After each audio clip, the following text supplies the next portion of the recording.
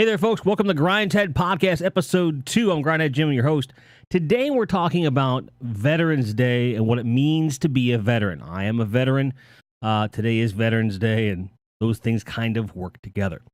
So, this is a bit of a different format from what I would normally be doing. I will be doing a Q&A and AMA during the podcast to kind of make it a bit more interactive. So, if you're watching or listening after the fact, obviously, you cannot participate, but leave a comment. I will always be happy to participate in the conversation with you. So, I served in the United States Marine Corps for 5 years, and I also came from a military family. My dad was in the United States Air Force as well as the United States Coast Guard for a grand total of just shy of 30 years. He did a lot of work, helped a lot of people, didn't always enjoy his job, but he was always working really hard at what he did.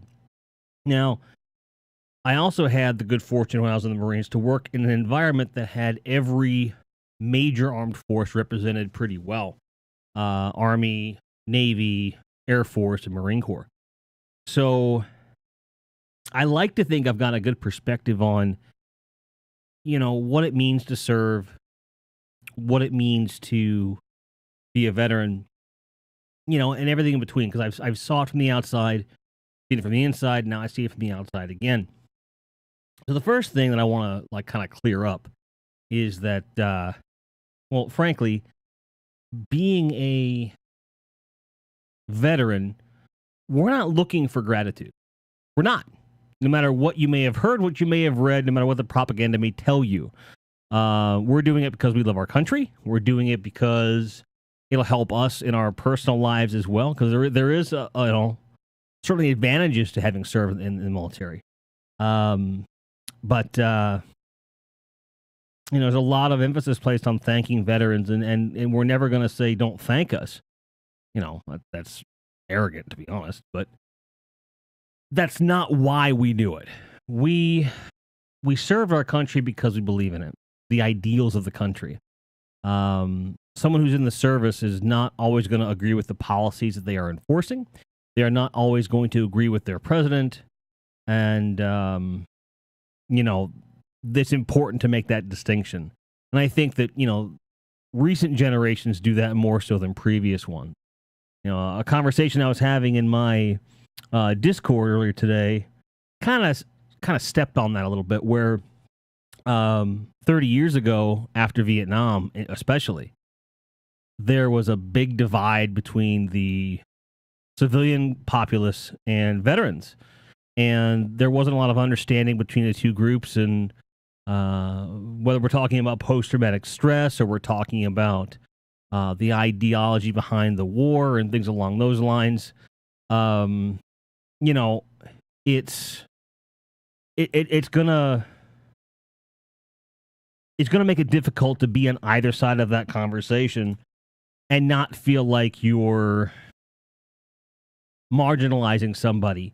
So for a long time, nobody talked about it. While the war was going on, there was this huge thing. And then when all the vets came home, civilians trying to sweep it under the rug, and vets kind of tried to stay hidden. And then that's how a lot of your vagrant veteran homeless population kind of started. So, but now 30 years later, you'll find overall that's a lower number, which is good. It's not perfect, but it's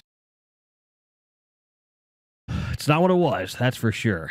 So when I went in June of 2000. It was in what we would consider maritime. So it was relative peace. There was no war at the time. I was going in for purely self-preservation, no reason. Okay. I had gone through every job that I could find in the local area. I was not doing well financially, and I didn't have any other options. I knew I didn't have the discipline to go back to school. I didn't have the funds to go back to school. And maybe if I understood the educational system better at the time, I might have gone to school. But I can tell you that would not have been a very smart move for me. So ultimately, what I decided to do was to go in the military. At first, my dad, let me backtrack. I was homeless at the time. and I had run out of places to stay. I'd run out of couches to surf on. I was estranged from my parents. I didn't have any work. And I finally just threw the towel in. I called one of my best friends whom I knew would not let me stay at their place because they know how these things can turn out. And I said, look, man, I'm not looking for a place to stay, except I just need to stay in your place one night. I got to call my folks. I'm joining the military. It's the only option I can think of that I have. And he was adamant, like, look, I don't need no surprise roommates and shit. And he was totally right about that. So I stayed with him that night, called my folks the next day after shaving my beard. I still have the videotape that he took of me shaving my beard off. And then I ended up going to, I moved back into my folks and they did some laundry and we hung out. And then I said, hey, tomorrow take me to the recruiting station. And that's what they did. This would have been February, I think, of 2000. And we walked right past the Army. I said, Dad, I ain't going to the Army. I'm not going to lose myself in this large group of people that I don't have a lot of respect for. He said, that's fair enough. Walked into the Air Force. They took one look at my arm and said, you going to get rid of that? I'm like, you going to kiss my ass? So when we both said no, and I walked out. Because they were very, very strict about these in that particular service at that time. Then I went into I looked at the Marine Corps recruiting office, and I just, at the time, I went, I don't know. Because the Marines have this mystique to them. And I just really didn't think I was the guy. Walked into the Naval office, of all places. And they were ready to take me more or less as is, less a few pounds. I weighed around 220, 227, somewhere in there. Maybe 225, I want to say. And they wanted me to get me to an even 200 before I left. In other words, and there's a part that always confused me. Like they didn't think that I would get down to weight while in boot camp, which I still am confused by. But that was their thing. They wanted to get me down the late entry process and that. So immediately, my mother and I took to figuring out a way to get this moving. I started walking more, started jogging a little bit, changed my diet, got a part-time job at a grocery store. I took stock, so I'd have to be on my feet all the time. And I was losing some. It is very specific. I'm just trying to remember the number in my head. But I'm pretty sure I was around 227. 227. What's up? I don't, Panda. And also, Tony, thanks for the host. But I ended up, I lost a few pounds here and there. And I also took my time off. It was nice because I knew I had a place to stay. For the first time in a long time, I didn't have to worry about anything. And it felt really good. So when I was off work, especially at night, I was trying to go out and spend time with my friends because I knew I was going to be going away. That was my thought process. I'll be leaving. Who knows when I'll be back, if I'll ever be back, because I knew that the volatile nature of military service, shit can happen. So in my head, I'm like, this is my last hurrah. Like, I knew that once I joined the military, I wasn't moving back to Pennsylvania. Like, I knew this in my heart of hearts. No one else quite got that at the time, including my parents. I ended up dating somebody who I would later marry. And as a result of that, all the while I'm still trying to lose weight and stuff. And I'm following my exercise routine. I'm following all this other stuff. But, I just wasn't feeling the Navy thing. I took the ASVAB test, which is an aptitude test. And you can get a possible 99. I ended up getting a 94. And they said, hey, you can do whatever you want. Pick a job. I'm like, well, what are the options? And again, not knowing better, I listened to the recruiter. Recruiter's like, oh yeah, you can do nuclear sub-engineering. And I'm like, sounded important, but I'm like, what the fuck? Like, what are you talking about? And, later in life, I found out, boy, I dodged a bullet there because that's some shitty ass work. And it really isn't my aptitude at all. But that was the thing that he was pushing me towards, among other things. And I just like, I'm not feeling this, dude. It just didn't feel right to me. And then my dad and I got into a fight because he thought that I was taking the girlfriend more seriously than the military. And I was like, no, I'm not.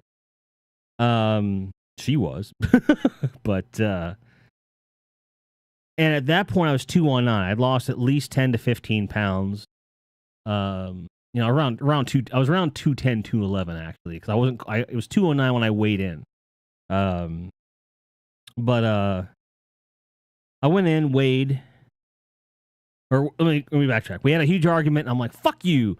And I had her pick me up. I went to the recruiting office, and I walked right into the Marines, and I said, will you take me at 209? Now, what's your ASVAB? And I told them, like, they take me, like, we'll take you right now. Like, you'll lose it. You'll lose the weight. We have a program in place. We'll get you where you need to be, and you'll be fine. And I was like, cool. And I signed the dotted line. And so I ended up, at that point, it would have been somewhere to the tune of April, I want to say, that I was well in swing to get out of there. And he asked me when I wanted to go in. I said, let's do June 1st.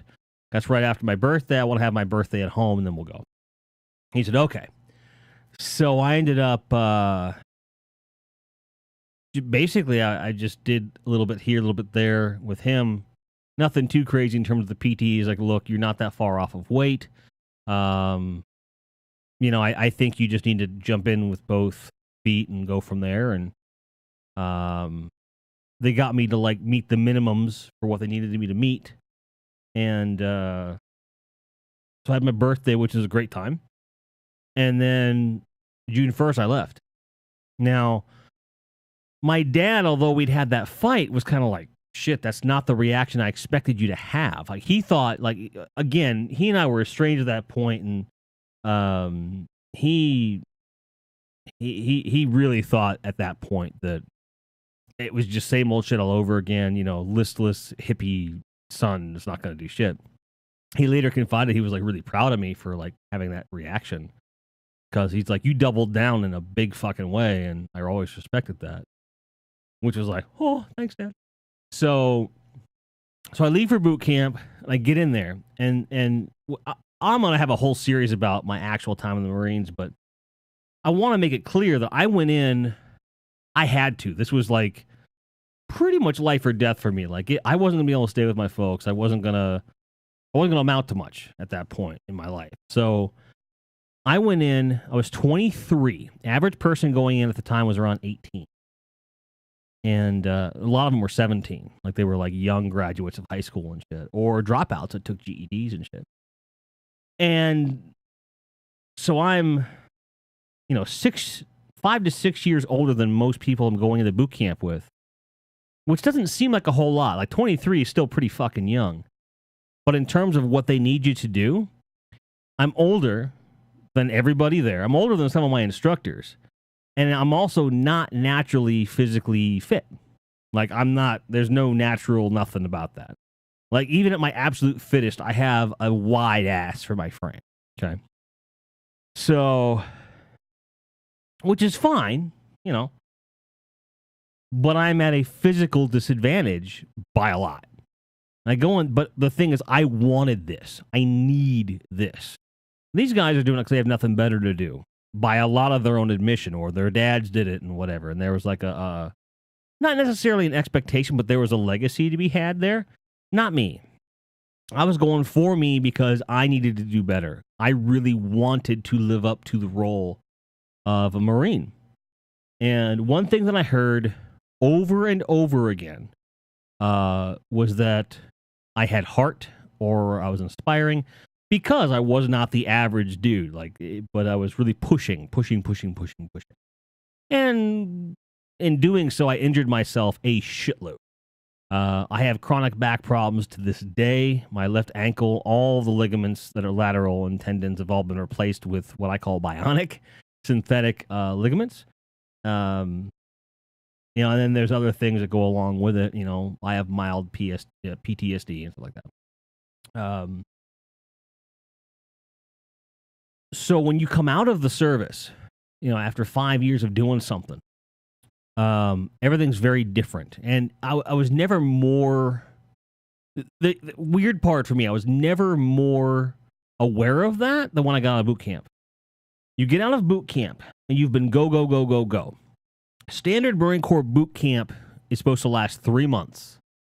I was there from June 1st to almost the end of October.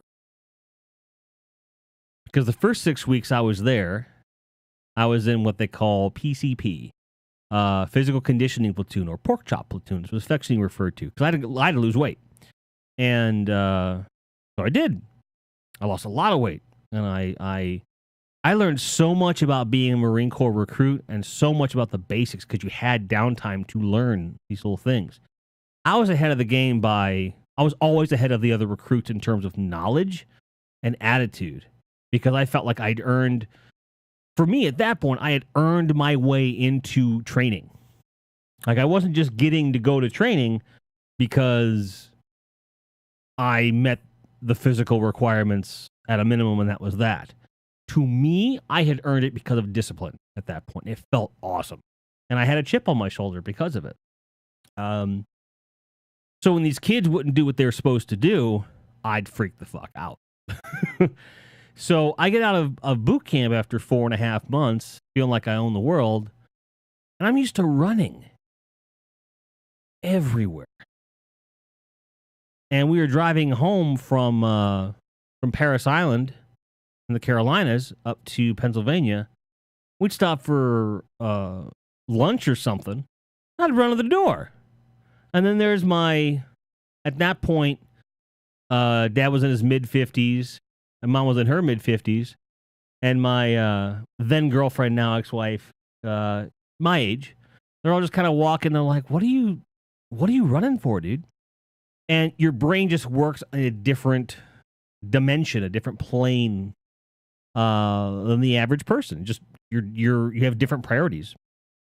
And even though most of what I did in the Marines was desk work, intelligence work, that kind of thing, there was still always this go, go, go mentality. And it served me well for the first few months out of the Marines, but it was so weird. Like, by this time, I'm leaving a lot out, but by the time I get out of the Marines, I've been divorced once, had a kid by that first wife, and then I had just gotten married the second time. And then we moved to Chicago. So I'd gone from Pittsburgh to, with a few duty stations in between, to Georgia, to Chicago. And ended up getting my first job as an admissions officer for a university and started playing music again, which is a very different life than the Marines. I enjoyed it, but it was a weird transition. And I ended up finding myself in the military admissions department, which is designed to, recruit veterans into school because a lot of them need it more than I did at the time. I had, a good experience leading into that, and it got me in. But I took advantage, and I got 2 degrees, associates and bachelors, and later most of my masters. I still haven't finished it. But ultimately, my experience is not what most veterans experience because they don't have work experience prior to going into the military. All they have is the military. And if they didn't do an applicable job coming into the civilian sector, they didn't have shit for them. So I got lucky. I was one of the lucky ones. But a guy who's 0311 infantry guy, like what job are you qualified for other than like lugging shit around? So a lot of these guys come out well regarded at this stage of history, but with no skill set to really get them back into the field. And they have a hard time adjusting. I will say that the majority of veterans that I have met in time, I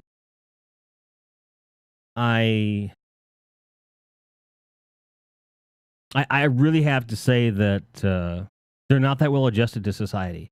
They want society to adjust to them.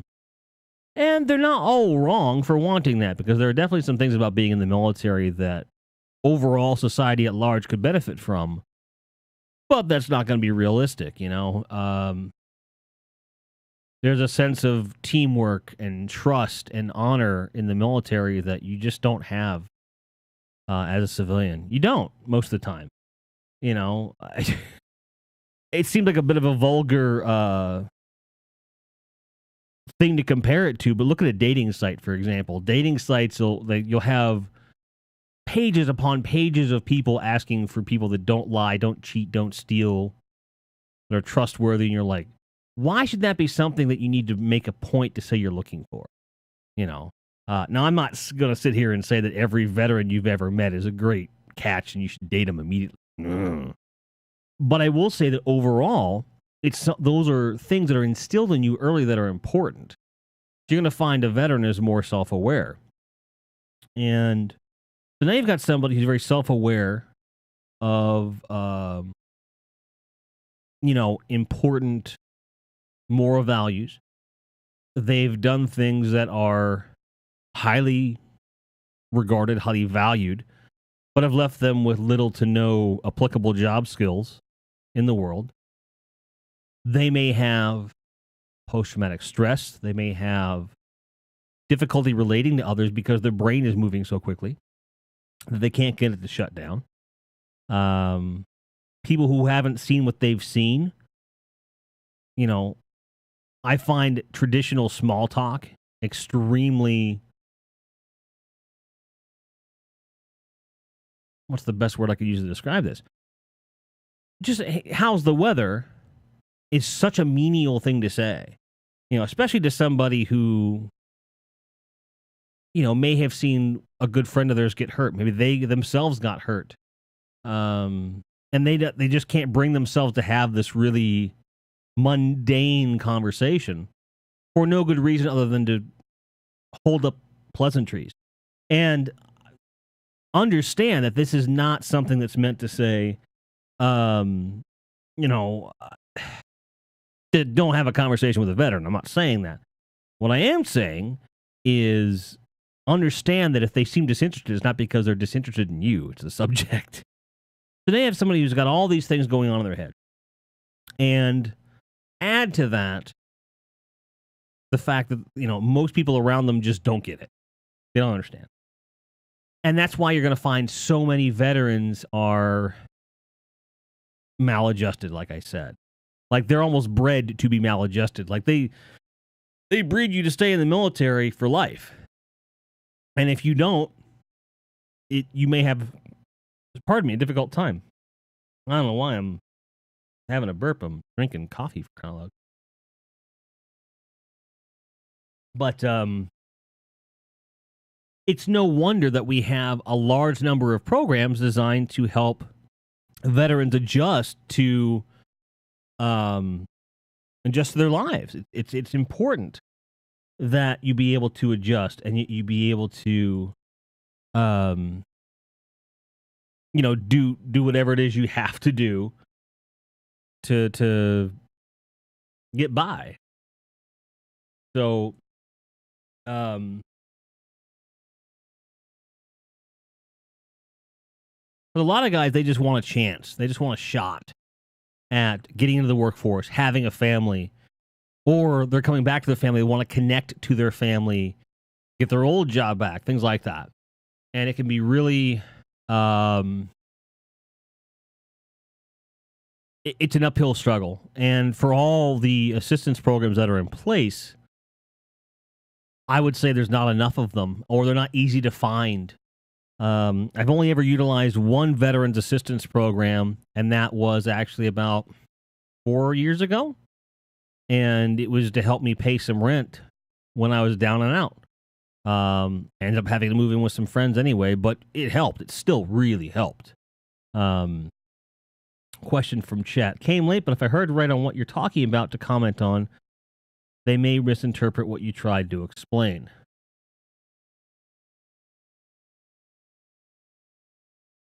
Not really sure what that means. I apologize. But, so it's great that we have all these services to help people, but a lot of people fall by the wayside.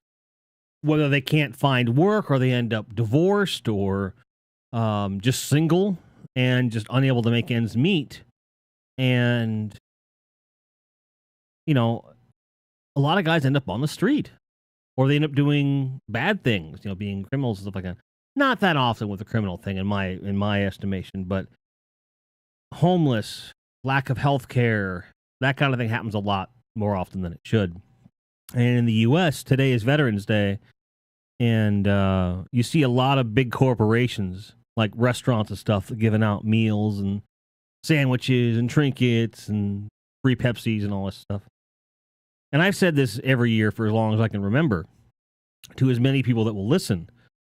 Why don't you just take the amount of money that you project to lose for all the free stuff you're giving out and give that to some veterans benefits, veterans programs that would help.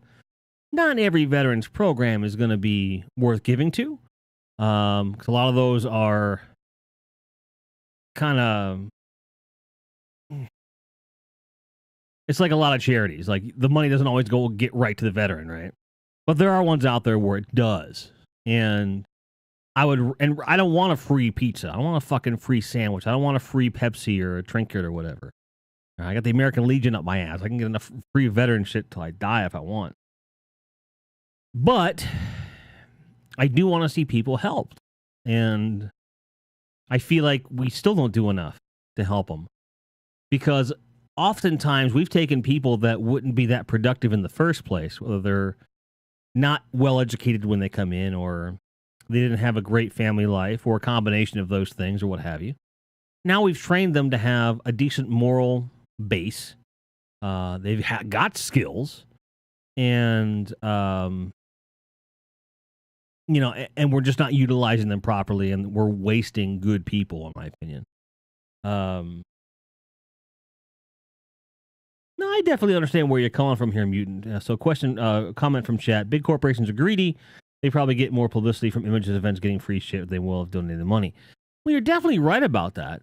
But I do not feel that all of these companies are giving stuff away are, I don't feel it's all, because the publicity would be the same, in my opinion. Okay. So if you donate money flat out to a charity, it's tax deductible. It's a tax write-off. You can't write off on taxes that you gave meals to veterans. You can't, not really, not on a 1-to-1 ratio. Okay. If you were just to project those losses, not spend the money on marketing, because they do market this shit. They spend money to market it, and then veterans come in and get free shit. You could spend maybe half as much on marketing and just take the projected loss and donate it, and then deduct that from your taxes, including the marketing. So if you're talking about making money, like, they could do that. So I don't think that's really a valid argument in as much as there's money to be had there. But I understand where you're coming from. I definitely understand where you're coming from. Sure. But at any rate, a lot of times on, like, say, Memorial Day, this is a big one for me. People will thank veterans for their service. I'm like, I'm not one of the dead ones. This is the day you thank a live veteran. You thank the dead ones on Memorial Day. You thank the live ones today. And it's weird. A lot of guys have survivor's guilt too. Big part of their post-traumatic stress is having survivor's guilt. Whether they were one of the last ones from their unit or one of their buddies died or was, otherwise in a bad way. And they have guilt. They have trauma from that. And it's a shame. It really, really is. I kind of feel like, whatever it means for to be a veteran is to be a productive citizen that respects what their country stands for and tries to do good in, for their fellow man, and a lot of times other veterans too. Well, it was part of the thing there, Zenithian. He says it cracked him up. Never thought of Veterans Day Memorial Day that way. It happens all the time. Because it's very creepy for someone to come up on Memorial Day like, "Thank you for your service." I'm like, am I a ghost now? Did I miss that shit? Like, did someone just not tell me? Like, fuck, oh, I'm dead. No. Nice to not. It's nice not to be dead. It is. As a live person, I can confirm death would not treat me well. But rip. But we talk about people being adjusting well to society adjusting to them, what society can do, and I think we've become jaded too. I think we make an assumption when we see someone that has a sign out that says they're a homeless veteran. Like, we just assume that they're scamming. They're not always. I used to volunteer a lot at homeless shelters, and I'd like to again. So I should just get off my ass and do it. But you'd be surprised how often they really are veterans, and they're just really hard up on, they just can't make ends meet for whatever reason. And it's scary, to say the least. But you look at today, where now veterans don't have a war to fight, but there's plenty of danger out there, because of 24-hour news, which arguably spawned from military action, vis-a-vis the Gulf War, for example, and 9/11 as well. People are just used to getting bombarded with news and then moving on to the next thing. The stuff that's going on for military members right now does not get that much coverage. There are people in Afghanistan and Iraq right the fuck now that are fighting and dying for, to clean up a mess that we made, or helped make. And they're not getting the same level of recognition that your average, vet would have gotten 5 to 10 years ago, because it's 9/11, what started this whole Middle Eastern action that we've been engulfed in for over 15 years now. It's a distant memory. A lot of employers weren't in the workforce when 9/11 happened. You get a guy that's coming out of the Marine Corps now, coming home from Iraq, working for somebody who wasn't even necessarily, in high school by the time 9/11 happened. In some cases, depending upon what they want to do, let's say they want to work at a McDonald's, there may have been some of this managing them that wasn't even born when the shit happened. It's possible. It's unlikely, but it's possible. Welcome to the Stream Queen, Jasmine, 1999, which has a namesake with a great song from Prince, 1999. We can party like that every day. It doesn't need to be a certain year. Now, to be fair, 1999, and maybe I need to have a different podcast about this, but 1999 was not the party that Prince promised me. Okay? I was promised something very different. What I got was 6 people in a semi-dark room smoking resin out of a shitty pipe, watching a 13-inch TV, and we could barely hear fireworks. That was 1999 for me, which is pre-Marines. I will say that New Year's definitely improved after joining the military. Now, I wouldn't say that you should join the military strictly for the improvement of your New Year's partying. Okay. But it helps. That said, when you're in the service too, like, you're young and you're hanging out with people, we're all young, we think we're invincible, and drinking can happen. It does, typically. And because you're so physically fit, if you're doing it right, hangovers don't occur nearly as much. Like, I had a few hangovers when I was in the service, but none that hit me at the level they would today. If I have a bad hangover today, it'll take me a whole day to recover. I've got to replenish my entire body with fluid and eat a certain way and maybe take a nap, you know. But when I was in the service, dude, basically get an extra bottle of water and some Gatorade and bag of beef jerky and down that shit, you know, after formation, I'd be fine. I'll be all right. I'll make it through the next war, you know. I mean, hell, we were on a shift schedule, which was 4 days on, 3 days off, 3 days on, 4 days off. And that would rotate. And then after, I think, 3 months of that, you'd rotate to the next shift. So you'd go first, second, third, first, second, third. And then after a couple of years, I ended up going to, because of the nature of my mission, it was 12-hour days, 6 to 6 or 6 to 6. So 6 p.m. to 6 a.m. or 6 a.m. to 6 p.m. kind of thing. And it was rough for sure, but we partied. I'll tell you that much. So every other rotation. So when you did the 3 days on, you had the 4 days off. The first day of the 4 you'd have off, we'd have a big kegger and it'd usually be at my place. And we had a good time. That's for damn sure. So, you know, that would be about every 2 weeks. You'd have a pretty big party. It'd be a lot of fun.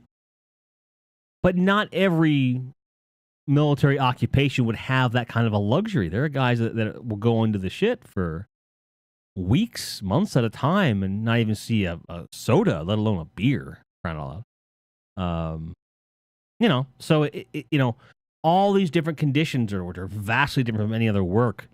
You know, like that, you can get spoiled on a 4-3 on-off schedule because you're never working a full work week. You're never working 5 days in a row. Not really. Granted, you could have, you know, duty at whether it's watching the barracks or, you know, physical fitness stuff, something like that. You know, and that's going to happen, but it's not going to take up your whole day most of the time, right? So everything's different. So, you know, it just kind of adds to that idea that there's this disparate, you know, nature between civilian life and veteran life, military life, I should say. No, see, Volts, and this is from chat. He says he doesn't wish to join the military. You know, call me a coward if you want, but all I want is no violence. Life. No, there's nothing like I didn't join the military as a show of manhood or as for a desire for violence. For me, it was a lifestyle choice I needed to make because of opportunity. And I'm grateful that many, many, many people do not have to make that choice. You know, so I'm not here to say to be for or against military service. I would be much happier to live in a world where military service wasn't required anywhere. I would love to have, you know, mutual understanding across the world. I would love for people to appreciate education and each other and peaceful practices, you know, universally. The fact is that just doesn't happen. There are bad people in the world, and sometimes they got to get checked.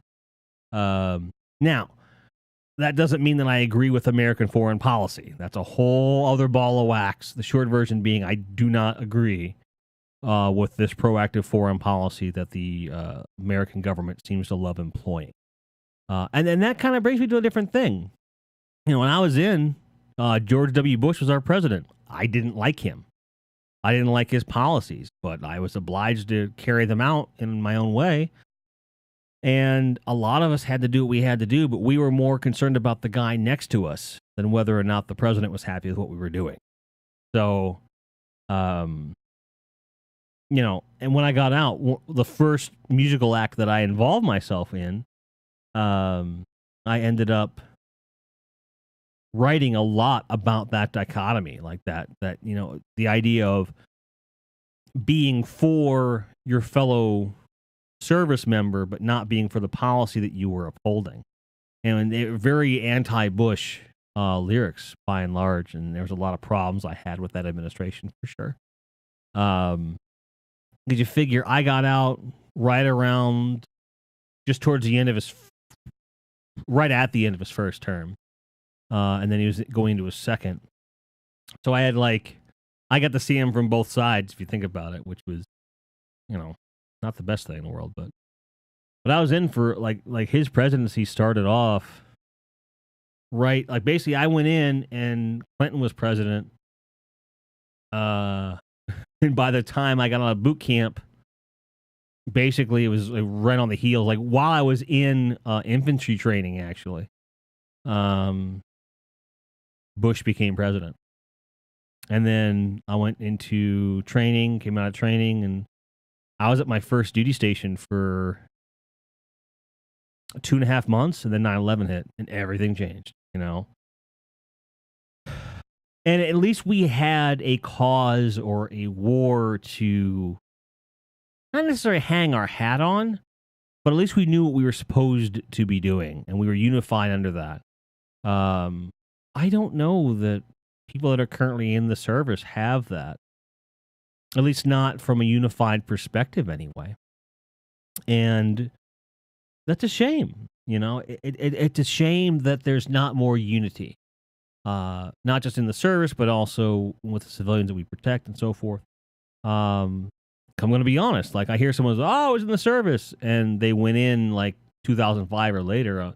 Not that I'm not impressed. It's just not that notable to me. Because they joined.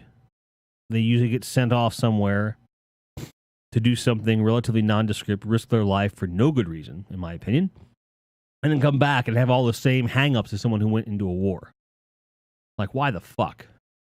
Like, why? And it really gets my blood boiling a little bit because these are kids. Right now, today, my daughter's 14. She'll be 15 in March. And I don't want to go on the service. Was not always how I felt about the subject. I'll support her whatever she wants to do. But I will tell you that given the climate today, no. Because the benefits are they're way undercut. For one thing. And there's too much risk for so little reward at this point. And I really feel like we need to, as a country, we probably need to focus more on fixing the problems we have here before we go somewhere else and get in anybody else's business. So I tend not to recommend military service for people. People have come to me asking, hey, well, how do I talk to my kid about this and that? And I'm like, you don't want me to talk to them unless you want me to talk them out of it. Because unless they have no viable skills or no ambition whatsoever, I'm not going to recommend it. So I recommend military service for the person who doesn't already have skills or has no ambition whatsoever. Like, just don't know what they want out of life. Maybe then go in the service to at least give you something. But to see, good young people that really could get an education, want an education, join the military just to do it, I don't recommend it. I really don't. And it's something that, it gets me in hot water sometimes. Other veterans are like, what do you mean? I'm like, I'm very proud of my service. I'm very proud to have served my country. But where we are today as a society, and foreign policy and everything in between, like, I'm not digging it, and I don't want to support those endeavors with young people's blood, sweat, and tears. I don't think that's fair, and not just our young people, but also young people abroad. It's something that I don't want some kid from another country dying on account of someone we sent over because of a disagreement we had with somebody 15 years ago. Like, that's a problem. You know what I mean? Think about that for a second. 15, 16 years ago, someone flew a plane into the World Trade Center. The people that are widely regarded as responsible have been caught. And we're still over there fighting people. What? Why? And I don't want to hear about this. Oh, we're rebuilding Afghanistan. I'm like, first of all, we should have done it the first time we helped them out in the late 80s, first of all. Second of all, it should not be taking this long. It should not take military intervention to do that, unless they really want it, which they don't. Iraq, same thing. We're not helping that much. So why are we involved? I'm not saying we should just pull out and not help, but I feel like having a strong military presence isn't doing anybody any good.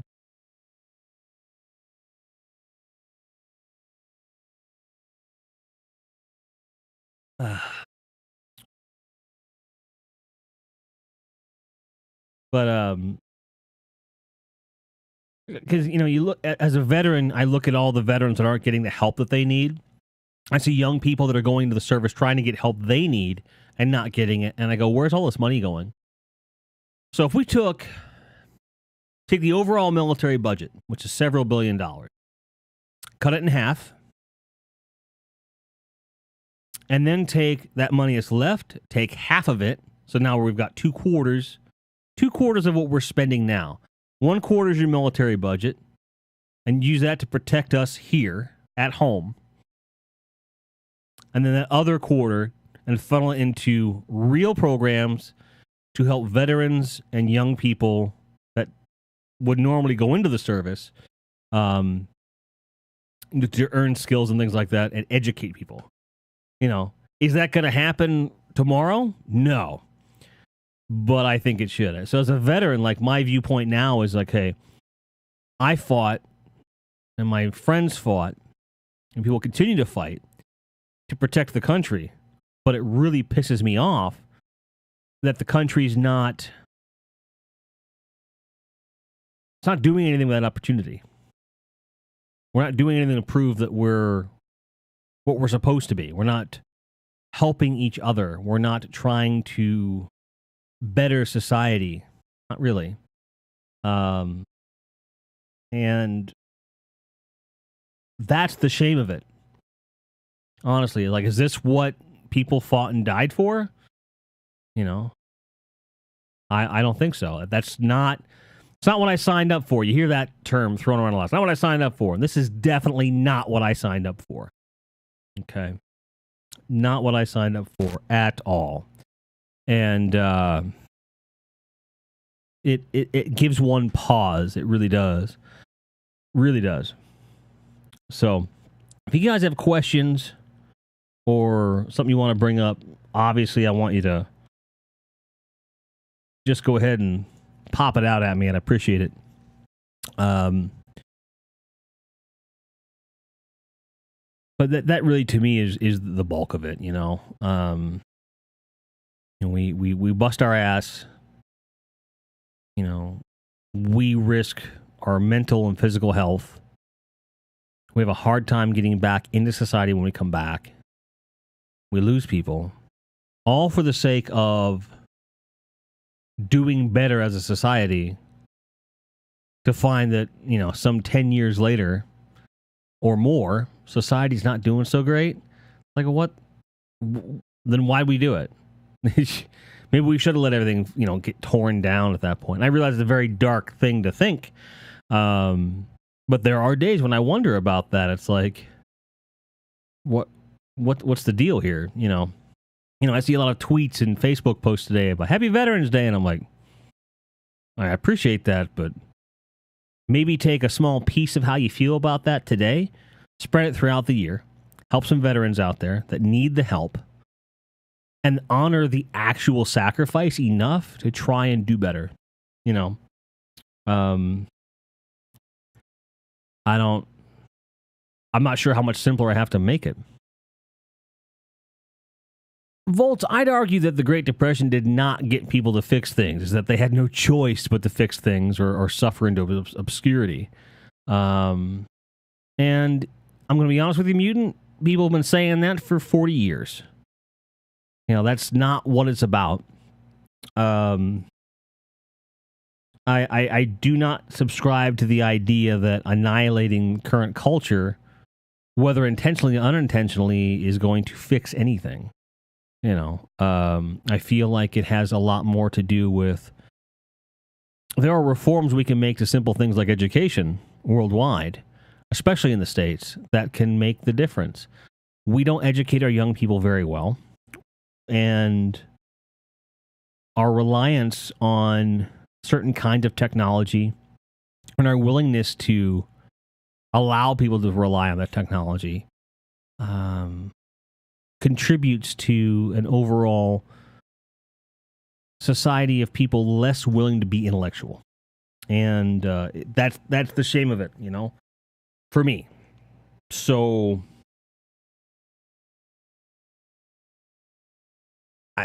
I really think, for me, it always comes back to education. Every single time. Hey, Hunter, what's poppin'? We are talking about society at large as it relates to being a veteran, as it relates to being a military member, things like that. From chat, Orpsol, I want to say thank you for your service. It takes a special person to do what you did. And I also agree with the way our troops are being treated, not treated with what they go through when they get home. I really do hope that we can get them the help they need. I've seen it firsthand. Thank you very much. I definitely appreciate that. And I feel like, again, it starts, like, I use the veteran platform as the starting point.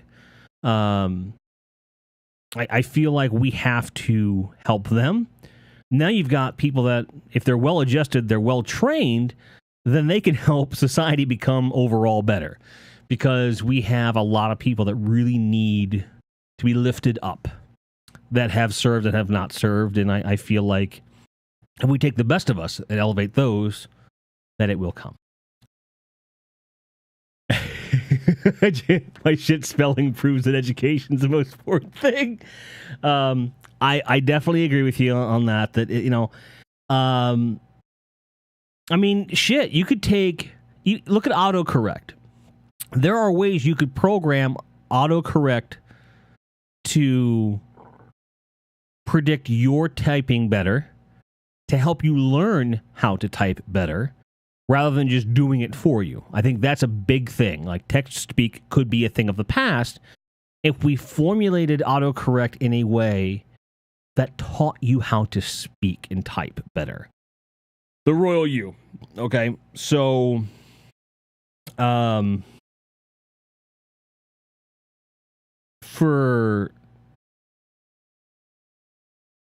again, it's little things. Like, again, you can start small. Like, I'm not saying everything have to, like,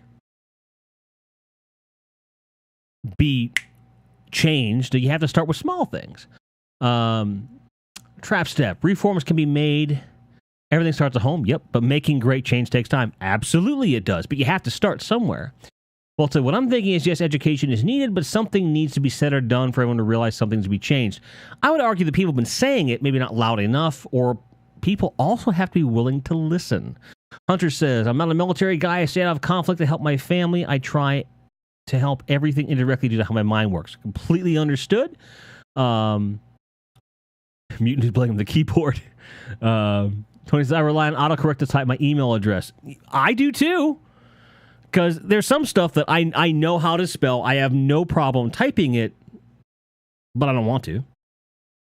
But there are people that legitimately do not know how to spell or care not to learn how to spell and are enabled by things like autocorrect or the acceptance of so-called text speak. So it's, for me, like I'll give you an example. Look at the layout that you see here on my Twitch channel, right? I like simple, bold text. There's a lot more stylized stuff out there. I'm not a huge fan of it, but I want things to be legible, and I want people to be able to read the shit. So, for me, for what I do, that's important. So, I am going to wrap up the podcast recording here for you guys. We're going to keep the broadcast live. But again, I think that, what it means to be a veteran is you want to help people. You want to help yourself. And I think that comes full circle when you leave the service, in that you should want to help the people that helped you. It's a reciprocal thing. And society needs to learn that when they're given an opportunity by people serving the military, they need to take advantage of it. My name is Grindhead Jim, and that's what's in Grind's head. We'll see you next time. Cheers.